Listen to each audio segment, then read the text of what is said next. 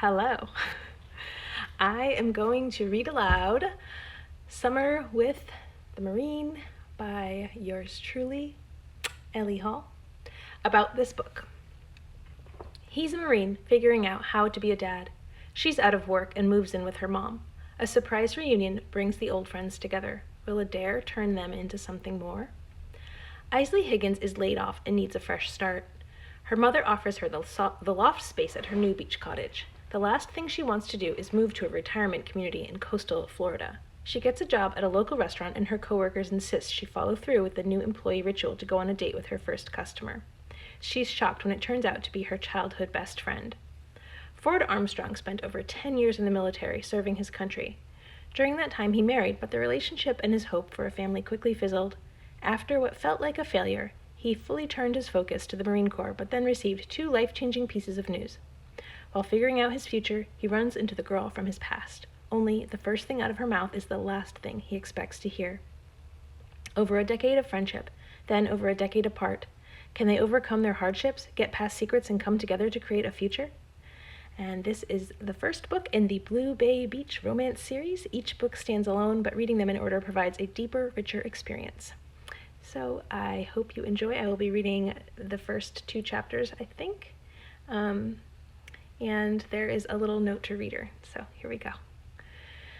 There is little that I love more than reading no matter the season, but there is something special about summertime reading, especially while lounging at the beach. Think sweet romantic beach reads spanning long lazy afternoons. My father is a proud Marine and my hero, and helped me with some of the details pertaining to Ford and the military. Any errors are my own. I wanted to write a strong male lead character in this book as a small way to honor and celebrate our servicemen and women for their bravery and commitment to liberty. Semper Fi. If you love lying in the sand reading, or if you're more of a pool person or prefer the comfort of air conditioning, the Blue Bay Beach Reads romance series is meant to impart that easy, breezy, sunshiny feeling when days are long and carefree. I hope the books in this series capture that summer vibe of relaxation and possibility, along with sparks of romance, fizzy feels between first loves, or second chances or third tries, and the joy of the happily ever after. Wherever you are and whenever you read this book, or listen to it, and the others in the series, I hope they transport you onto the pages. I wish you many hours of happy reading. And it says, be sure to check the very end of this book for a sweet surprise as well as an excerpt from another book. So that's in the Kindle copy. Also, there is a map, well, also on the Kindle copy. Can't quite get it there. Okay, here we go. Chapter 1, Eisley. Eisley Higgins hoped that moving to Retirementville, USA wouldn't be that bad. No, that wasn't entirely true. She didn't just hope. She begged, wished, crossed her fingers, and prayed that she'd survive moving in with her mom in the small coastal Florida town. When she'd left the apartment that she shared in Baltimore with 3 other women and a ferret, it was Lacey's, not hers. They all warned her. She'd never been to Florida, but was told it was the land of senior citizens and snowbirds, not to mention alligators and giant palmetto bugs. Her mother had retired after working in the admissions office at Rutgers University, Camden, for 30 years and soon became one of the many retirees to flee cold northern winters to the Sunshine State. Regardless, Eisley had experienced a series of setbacks recently, well, for the last 10 years. Despite moving in with Mom, she deemed it the summer of finding herself. She needed to get her life on track, and quickly, because bills and debt didn't pay themselves. It wasn't that she was irresponsible with money or couldn't keep a job, but for various reasons, both slipped through her fingers like fine grains of sand. She didn't mind getting her hands dirty or sticky. She was a hard worker and honest, but had bad luck in life and love. Eisley exited the highway and followed a long, flat road that led to the Gulf Coast. She sang along with an oldie station, the only one the radio in her 1992 Honda Civic picked up without too much static. After the chorus, she wasn't sure of the words, so with the windows down and the wind whipping her hair into a tangle, she belted out, "It's only temporary, just for the summer. I can do this. This is my summer." She was a little off-key, but didn't plan a career in the music business. The virtual assistant on her phone somehow butted in and said, "That doesn't sound good." Eisley, startled, glanced at her phone, which had the GPS running. Had she tapped it, or was it listening to her? Moreover, she was offended. Her singing voice wasn't that bad, was it? "Robot lady, keep your opinions to yourself. I didn't like to hear you sing." Oops, I'd like to hear you sing. That silenced any further comment from the phone as Eisley continued to drive. Nonetheless, she stopped singing along. Eisley and her mother got along, as well as a proud woman of Greek descent from New Jersey and her daughter could, although Eisley's current status didn't help matters. single, recently laid off, and moving back in with Mom. Diana Higgins could be a bit pushy and sometimes meddlesome, but they didn't drive each other too crazy, although every time they spoke on the phone, Diana asked when Eisley was going to hurry up and get married. "It's only temporary, just for the summer. I can do this. This is my summer," she repeated as she rolled past a sign that welcomed her to Blue Bay Beach. She turned down the radio, pulled to the side of the road, and consulted the GPS. She blinked a few times. I must have taken a wrong turn. The phone repeatedly told her, "Arrived." Only she wasn't sure if the mansion set back from the road with big gates and tall palms on one side and the crystal blue ocean on the other was the right place. Had she somehow gone off the map and ended up in paradise? Had her mother given her the wrong address? Actually, her mother didn't give her home address specifically because she said it wouldn't show up on the navigation system. Apparently, the mapping service hadn't recorded it yet. Her mother, Diana, insisted that the town was small and she'd find number 4 Pelican Lane without any trouble. Catching sight of herself in the car mirror, Eisley combed her fingers through her dirty blonde shoulder-length hair. Her mother was going to tell her she needed a haircut. She wasn't wrong, but money was tight and she saved where she could. She also needed a tan, a job, and numerous other things, but first things first, find her mother's retirement community. She envisioned block-like buildings with a pool and a multi-purpose building in the middle. Clearly, she was in the wrong place. Eisley maneuvered back onto the sandy road, passing a few more mansions with Spanish-tile roofs, fountains, and impeccable landscaping, along with lush, exotic plants and flowers growing wild. As she rolled onto the main street of the town, her jaw dropped. It had to be a movie set. The shops were stucco or wood and painted pastel colors. Lights and flags hung from the trees lining the sidewalk. The beachy vibe was all around, picture perfect. She continued on and reached beach houses and then cottages. The streets were named after seabirds: tern, skimmer, plover, gull, and then she reached Pelican Lane. Apparently she hadn't made a wrong turn. There were only 4 cottages on the street, covered in a canopy of trees. She stopped the car at the end of driveway number 4. How had her mother managed it? It wasn't the duplex she'd grown up in back in New Jersey, and it certainly wasn't the building in Baltimore that probably should have been condemned. The cottage's exterior shingles were painted a soft aqua shade of blue and the trim was white. The American flag flew proudly from the eave over the roof. Eisley never knew her father because he'd been missing in action toward the end of the war. He'd never met his daughter, but Diana named her after her father's middle name, which had been Isle. When she told Eisley the story, she'd joked Bob wouldn't have worked, so she modified her middle name to suit the cheerful baby she'd had and in hopes that her husband would be found and returned to them. At that twinge of a sad memory, Eisley drew a deep breath and got out of the car. Her shorts stuck to her legs after the long drive in the humidity. She welcomed the fresh breeze that came from the nearby sea. The screen door to the house opened and her mother emerged with arms outstretched, ready for what was sure to be a mama bear hug. Eisley sunk into her mother's arms. For the first time in ages, she felt like she could take a deep breath. "Oh, you're too thin, Eisley. We have to do something about that. I made dolmades, moussaka, souvlaki, fusilata, and spanakopita, just like Yaya used to make. I also got your favorite olives from the deli in Jersey. Do you remember Joan from down the street back in the neighborhood? She brought a cooler full of items from the deli for me when she and her husband went to Tampa. I recently met them for lunch," Diana said, always excited when she had company. "Was Joan the one with the cats?" Diana nodded, then patted her daughter on the arm and squeezed her hand. "I'm so glad my little girl is home." "It looks like you have a really nice home, Mom." Eisley had to admit she was impressed. The space was light and airy. Geraniums and an assortment of other flowers hung from the front porch, and a pair of rocking chairs were against one wall. There was also a hammock in the yard. She imagined it came with the house because she couldn't picture her mother climbing in it with ease due to her arthritis. "And it looks like you need a haircut. Don't worry, I'll take care of you," Diana said. "I'm fine, Mom." Yeah, you're always fine." Diana's New Jersey accent was getting thicker with each word spoken, something that tended to happen when she got worked up or excited. Somehow, Eisley didn't have an accent, but hearing her mother's brought on nostalgia. "Let me go grab my things from the car." Eisley moved toward the driveway. "No, let's eat first," Diana insisted. "It's not much." Eisley darted to the Honda and grabbed 2 suitcases. There were a few other odds and ends, but she'd get them later. Her mother helped. "I'll show you around quickly. Because of my knees, it's all one floor except for the loft. That's yours. My room is down there near the bathroom where you'll find a closet containing the washer and dryer. But don't worry, I can take care of your laundry. Okay, here we are in the living room." She pointed to the far right. "That's the dinette and, of course, the kitchen." The space was modest, but perfect for Diana and at least for a few months, Eisley too. The decor was only a mild throwback to her mother's gaudy kitsch in New Jersey. She'd upgraded her ocean-themed decorations. Diana moved from Greece to New Jersey with her parents when she was an infant and had always said she felt called to return to the ocean. So, in central New Jersey, she decorated their home with as many seashells, hand-painted signs with beachy sayings, metal wall hangings with seahorses, flip-flops, and other items, and even had a flock of flamingos in the front yard. At Christmas time, they lit up. You did a great job, Mom, and it smells delicious. Of course it does. Today we celebrate. I'm so happy you're home. Even though Eisley wouldn't expect or even let her mother wash her laundry, she was happy she didn't have to lug her bags of dirty clothes and linens to the laundromat, then leave with them damp because she wanted to save her quarters for the parking meter. She also duct taped the monitor of her laptop to the keyboard and scrimped in countless other ways, like using cinder blocks and a wooden plank for her bookshelf. But she sold her book when her landlord raised the rent. The job market was tough, and Eisley did her best. You didn't bring much, Diana noted. I left a lot of my belongings behind. I'm ready for a fresh start. She took a deep breath and was also happy because the house already felt like home. She gave her mom another hug. I know the last few years have been tough on you. You tried hard, honey. You really did. Eisley struggled to smile and then made a dash for the kitchen. I'm ready to eat. As they plated up lunch, which was more like a meal fit for a holiday or at least a crowd of 6 or more, Diana talked a bit about the house and town. Blue Bay Beach is the best-kept secret on the Florida coast. How'd you find out about it? Eisley asked. Kismet. Kismet? Eisley repeated. Fate, Diana said. She got up from the table and then pulled an envelope from a basket next to what was clearly her spot on the couch.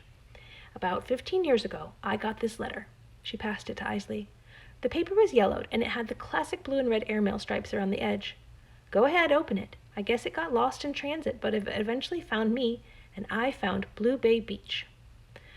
Eisley read the letter, written to her mother in a man's blocky handwriting. It told how much he missed her and outlined a fantasy life he promised her in Blue Bay Beach. We'll have a little cottage on the beach with a hammock. The baby can run around with bare feet. We'll watch the sunset every night. Tears filled Eisley's eyes. Her father, Bob, a.k.a. Robert Eisley Higgins, had signed it.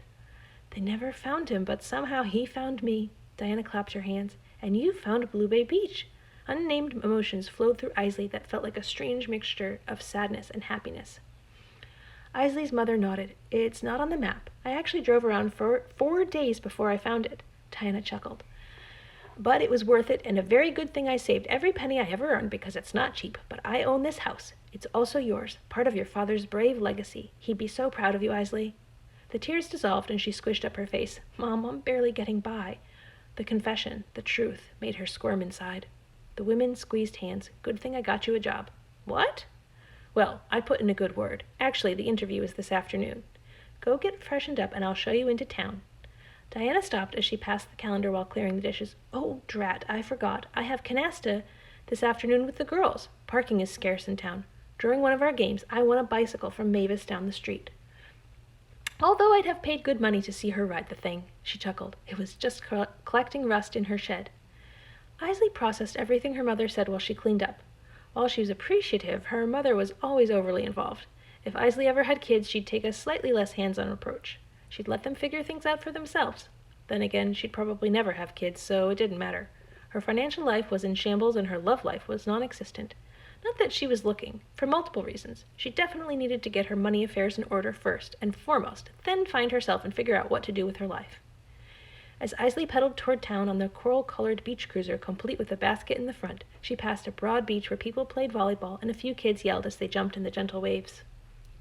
Others built sandcastles, and one flew a kite. A dock stretched into the water in the distance with a sign that said Coconut Cove Cafe. A few colorful boats were tied to it. Eisley pedaled in that direction. She passed several quaint shops and realized her mother had found her people, her tribe of beach-loving enthusiasts. It seemed everyone decorated with seashells, driftwood, and umbrellas. It was the perfect beach town with hardly any traffic, powder-white sand, palms swaying in the breeze, and blue sky and water for miles. Wow, she whispered as she parked the bike at the end of the dock.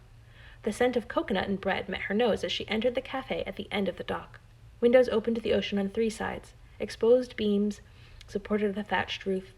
On the left, a long counter with seats ran parallel to the dock, and the tables on the right side of the restaurant open to a patio for outdoor dining. The place was moderately busy with people who looked like locals as well as visitors dressed in Hawaiian-style shirts, but the atmosphere was relaxed. That may have had something to do with the oldies music tinkling in the background. A gorgeous woman, gorgeous with a capital G, stood by the register. Eisley couldn't help but stare. She wasn't convinced she was really in a Florida town. It must have actually been a movie set. The woman bit her lip and gazed at her phone and then exhaled. "Are you here for the interview?" a voice called from behind her. Both the gorgeous woman and Eisley spun around. Another woman with blonde hair piled high on her head and a messy bun jotted something down on her pad as she approached. She had sharp but tired eyes, and a black apron was tied around her waist. "I'm Billy. I own this place, and I'm looking for summer help. Is that the two of you?" Both the gorgeous woman and Eisley started to answer at the same time. Billy held up her hands to stop them with the kind of command reserved for military generals. "Do you speak English?" she asked. They both nodded, then said, "Yes," in unison. "Are you literate?" Again, they both nodded. "What's the greatest movie of all time?" Billy asked. "Mamma Mia," Eisley said. "The Summer House," Gorgeous answered. Billy shrugged. "That'll do. You're hired. Can you start now? Betty is here today, and she can show you the ropes." She didn't wait for an answer, but went to the kitchen window and slid a slip on the counter, slapped it, and called, "Order in!" "Don't you want to know about my last job?" Eisley asked, hurrying after Billy. "I have references and a resume here for you," Gorgeous said, holding out a folder. "Have you ever waited tables?" Billy asked them. Eisley and Gorgeous turned to each other. "No. But I've worked in retail, sold scooters, did landscaping, held numerous office jobs, and I served ice cream for 3 summers while I was in high school." Eisley listed just some of her previous jobs.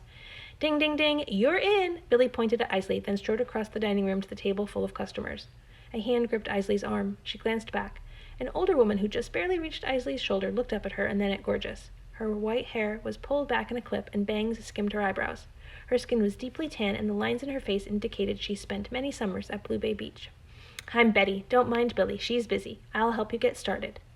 At that, Betty showed them around the restaurant. "Don't be late. Do be polite. The customer is always right except when they're wrong. We pool tips, and you get 1 free meal per shift," Betty said matter of fact.